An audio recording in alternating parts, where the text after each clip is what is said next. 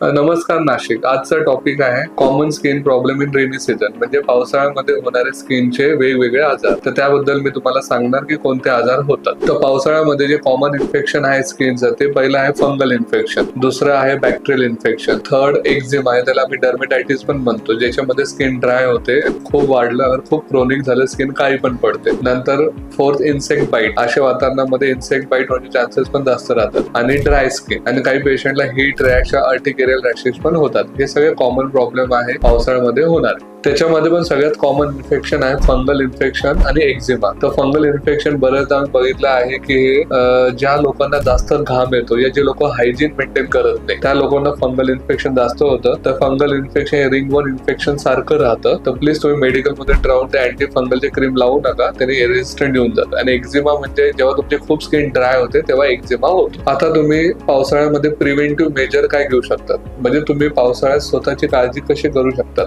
तर पहिले गोष्ट, तुम्ही हायजीन मेंटेन करा. कपडे सुकलेलेच घाला, वाळलेलेच घाला, कारण पावसाळ्यामध्ये ओले कपडे जास्त असतात. क्लोथिंग तुमची व्यवस्थित बघा की क्लोथिंग व्यवस्थित आहे का नाही. ड्रायनेस बघा, स्किन मध्ये ड्रायनेस येतोय का, त्या हिशोबाने तुम्ही चांगले सॉफ्ट कपडे घाला, कॉटनचे कपडे जास्त घाला. त्यानंतर अँटी फंगल पावडर या प्रोडक्ट तुम्ही वापरू शकतात. पण अगर समजा तरी फरक पडत नसेल तर तुम्ही तुमच्या नियर बाय डर्मेटोलॉजिस्ट या स्किन एस्थेटिक या कॉस्मेटिक फिजिशियनला दाखवून तुमच्या स्किन एलर्जी बद्दल तुम्ही विचारू शकता. तरी सुद्धा तुम्हाला पावसाळ्यामध्ये कोणत्याही स्किनचा आजार होत असेल, बरे तो फंगल असेल, बॅक्टेरियल असेल, पूर्ण स्किन लाल होत असेल, पूर्ण अंगाला खाज येत असेल, काय तुम्हाला हर्पीस हा त्रास होत असेल या पूर्ण अंगावर पुरळ येत असेल, तर याच्यासाठी तुम्ही एकदा येऊन आमच्या क्लिनिकला भेटा, या आमच्या तज्ञ डॉक्टरांना येऊन तुम्ही संपर्क करा.